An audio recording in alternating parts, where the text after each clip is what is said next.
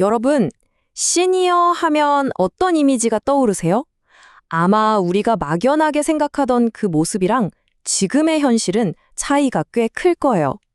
오늘 이 시간에는 바로 그 놀라운 변화, 완전히 새롭게 쓰이고 있는 현대 시니어의 삶의 방식을 들여다보겠습니다.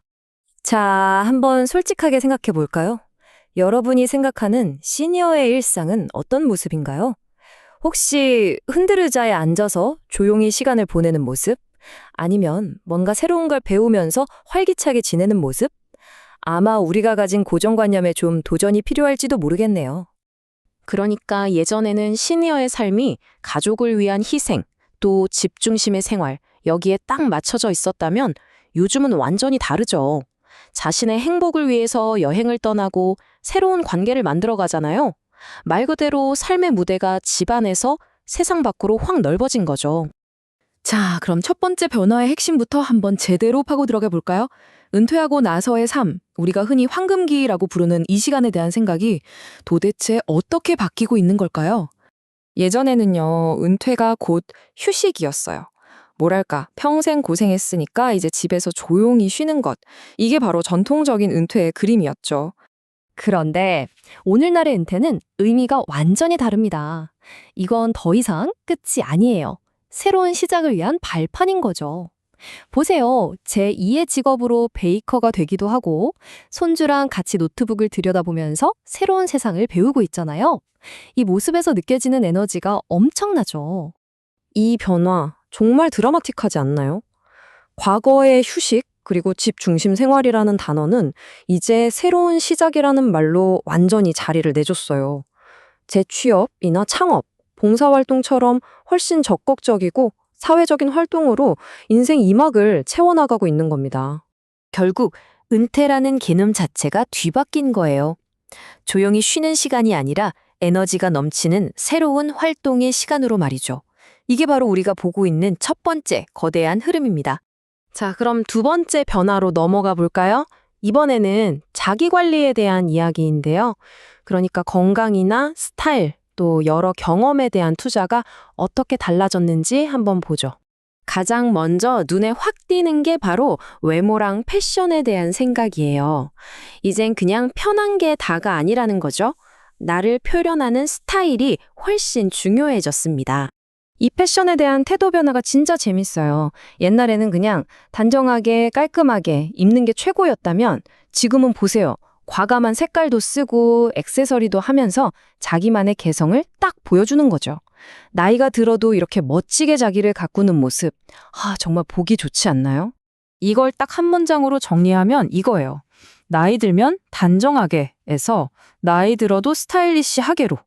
더 이상 나이가 패션을 포기할 이유가 되지 않는다는 아주 중요한 선언 같은 거죠.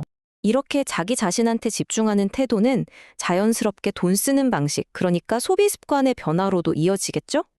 예전에는 절약이 진짜 최고의 미덕이었고 돈이 좀 생기면 무조건 자식들을 위해서 썼잖아요. 그런데 요즘 시니어들은 완전히 달라요. 나 자신을 위한 소비에 훨씬 더 적극적이라는 거죠. 여행, 취미생활, 문화생활처럼 내 만족과 성장을 위해서라면 기꺼이 지갑을 여는 겁니다. 그러니까 결국 돈을 쓰는 방향이 180도 바뀐 거예요. 경제활동의 중심이 자식에서 나 자신으로 아주 명확하게 옮겨온 거죠. 이게 바로 현대 시니어를 설명하는 두 번째 핵심 키워드입니다. 자, 세 번째 섹션에서는 기술 얘기를 좀 해볼게요. 아날로그에서 디지털로 넘어온 이 변화가 현대 시니어들의 소통 방식이나 사회적인 관계를 얼마나 어떻게 바꿔놨을까요? 과거를 한번 떠올려 보면 전화기랑 텔레비전이 세상과 통하는 거의 유일한 창구였죠. 그리고 가끔씩 나오는 새로운 기술은 좀 어렵고 장벽처럼 느껴지기도 했고요. 딱 그 아날로그 시대의 풍경, 기억나시죠? 그런데 지금은요? 이건 뭐 상점벽해라는 말이 딱 맞죠. 스마트폰으로 가족이랑 얼굴 보면서 통화하고 유튜브나 SNS로 세상 돌아가는 걸 하나도 안 놓치잖아요. 기술이 더 이상 장벽이 아니라 세상을 연결해주는 가장 강력한 무기가 된 겁니다. 이렇게 디지털을 잘 활용하게 되면서 인간관계의 폭 자체가 달라졌어요. 예전에는 주로 가족, 아니면 동네 이웃, 이 관계가 전부였다면 지금은 취미 모임, 동호회는 기본이고 심지어 온라인을 통해서 만나는 사람들까지 교류의 범위가 어마어마하게 넓어진 거죠. 자, 이제 마지막 네 번째 섹션입니다. 어쩌면 가장 중요한 이야기일 수도 있겠네요.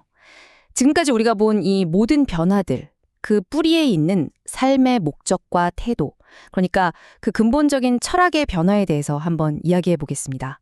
사실 지금까지의 모든 변화는요, 결국 삶을 대하는 이 근본적인 태도가 바뀌었기 때문에 가능했던 거예요.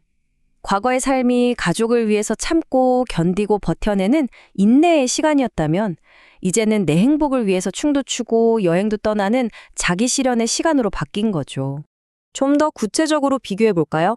예전엔 참고 사는 삶, 가족을 위한 희생, 이게 되게 중요했다면 지금은 아니, 내 행복이 제일 중요해 라고 생각하면서 취미랑 자기 개발을 통해 그 행복을 아주 적극적으로 찾아 나서는 거죠. 이게 바로 우리가 앞에서 봤던 그 모든 겉으로 드러난 변화를 이끄는 내면의 힘인 셈입니다.